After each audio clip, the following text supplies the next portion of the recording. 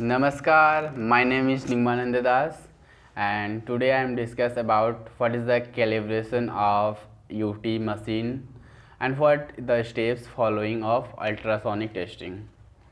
तो जनरली हम लोग जानते हैं कि अल्ट्रासोनिक टेस्टिंग एक नॉन डिस्ट्रक्टिव टेस्टिंग है। तो नॉन डिस्ट्रक्टिव टेस्टिंग में हम लोग कोई भी मटेरियल को बिना ब्रोक किए हम लोग उसके अंदर में कोई भी आपका डाई यूज़ करके या फिर अल्ट्रासोनिक वेव्स यूज़ करके हम लोग उसका इंस्पेक्शन करते हैं।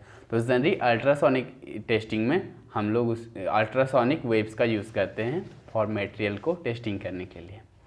तो अल्ट्रासोनिक टेस्टिंग के लिए हम लोग को पहले चाहिए अल्ट्रासोनिक मशीन जिसमें कि डिजिटल डिस्प्ले लगा होता है। उसके बाद हम लोग को ट्रांसड्यूसर लगा होता है जो कि जनरली हम उसको जो टर्म होता है मैकेनिकल टर्म उसमें हम लोग उसको प्रोब कहते हैं। तो जनरली मेरा जो प्रोब होता है वो 3 टाइप्स का होता है। First is normal probe, second is TR probe and last is the angle probe. तो जनरली मेरा जो नॉर्मल प्रोब होता है वो लॉन्गिट्यूडिनल वेव से काम करता है और टीआर प्रोब हो गया या फिर एंगल प्रोब हो गया वो मेरा सीआर वेव से काम करता है। तो प्रोब मीन्स कि जो ट्रांसड्यूसर होता है वो एक पीजो इलेक्ट्रिक मटेरियल से बना होता है। तो जनरली पीजो इलेक्ट्रिक मटेरियल्स क्या करता है कि उसमें जो होता है इलेक्ट्रिकल सिग्नल होता है उसको मैकेनिकल फॉर्म में चेंज कर देता है। जैसे कि हमने मशीन को स्टार्ट किया अल्ट्रासोनिक तो वहाँ पे इलेक्ट्रिकल पल्स आएगा जो कि पल्सर उसको भेजेगा तो मेरा ट्रांसड्यूसर में आएगा। और ट्रांसड्यूसर का जनरली काम ही होता है कन्वर्ट करना एनर्जी को one form to another form. तो क्या करेगा जो इलेक्ट्रिकल पल्स था उसको कन्वर्ट करके फर्दर मैकेनिकल एनर्जी में कन्वर्ट कर देगा और एक अल्ट्रासोनिक वेव छोड़ेगा यानी कि साउंड वेव्स। तो उसमें जो अल्ट्रासोनिक वेव जो होता है मेरे मटेरियल के अंदर में जाएगा और वो देखेगा अंदर में कि अगर कहीं पे भी डिसकंटिन्यूटी हो गया या फिर क्रैक्स है तो वहाँ से वो रिफ्लेक्ट बैक होगा और फिर से वो ट्रांसड्यूसर में आएगा। तो आफ्टर रिफ्लेक्शन जो है जो वेव्स है वो प्रोब में आएगा मेरा, फिर प्रोब से जो है वो कन्वर्ट हो गए। प्रोब क्या करेगा वो मैकेनिकल एनर्जी को जो है कंज्यूम करेगा और उसको जो है इलेक्ट्रिकल फॉर्म में फिर से कन्वर्ट कर देगा और मेरा इलेक्ट्रिकल वेव्स है जो है डिजिटल डिस्प्ले में शो होगा जिससे कि हम लोग उसमें डिफेक्ट को देख सकते हैं। तो जनरली कोई भी टेस्टिंग करने के लिए यूटी मशीन में हम लोग जैसे कि अभी डिस्कस किया कि 3 प्रोब होता है। तो उसके बाद होता है कि फ़र्स्ट उसमें हम लोग को क्या क्या करना होता है।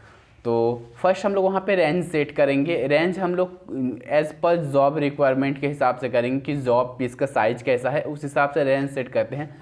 जनरली 30, 40, 50 रेंज सेट करते हैं या फिर 100, 200, 300 इस तरह का हम लोग रेंज सेट कर सकते हैं। उसके बाद वेलोसिटी वहाँ पे सेट करना होता है। वेलोसिटी मेरा जो नॉर्मल प्रोब हो गया या फिर टीआर प्रोब हो गया उसके लिए हम लोग वेलोसिटी में 5920 मीटर पर सेकंड हम लोग उसमें यूज़ करते हैं।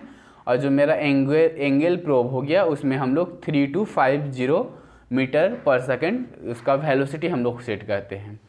और इस पूरा जो है टेस्टिंग के लिए हम लोग उसमें कैलिब्रेशन ब्लॉक का यूज़ करते हैं जो कि स्टैंडर्ड होता है D1 और D2 होता है।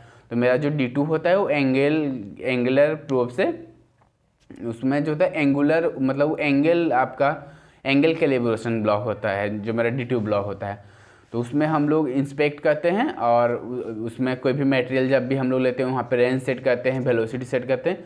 ओवरऑल जो मेरा सेटअप हो गया उसमें पहले मेरा जो है आपका पल्सर जो होता है वहाँ पे इलेक्ट्रिक पल्स जनरेट करता है। जो पल्स मेरा है ट्रांसड्यूसर में आता है जिसको कि हम लोग प्रोब कहते हैं। प्रोब 3 टाइप्स का हुआ और फिर प्रोब जो होता है वो उसको मैकेनिकल फॉर्म में कन्वर्ट कर देता है जो कि अल्ट्रासोनिक वेव्स को मेरा कोई भी मटेरियल के अंदर भेजता है। फिर वो मटेरियल जो होता है उसमें अगर कोई डिफेक्ट या डिसकंटिन्यूटी या फिर क्रैक्स है तो उसको रिफ्लेक्ट करता है उस पल्स को, मतलब जो फ्रीक्वेंसी ऑफ द वेव्स का जो फ्रीक्वेंसी है अल्ट्रासोनिक वेव का उसको वो रिफ्लेक्ट करता है और फिर मेरा प्रोब में जाता है और फिर उसको जो है रिसीवर रिसीव करता है in the form of the electrical energy. तो उस इलेक्ट्रिकल वेव्स जो हो गया मेरा वो डिजिटल डिस्प्ले में शो होता है। तो ओवरऑल हम लोग अल्ट्रासोनिक टेस्टिंग जो है एक इंस्पेक्शन इंजीनियर इस तरह से करता है।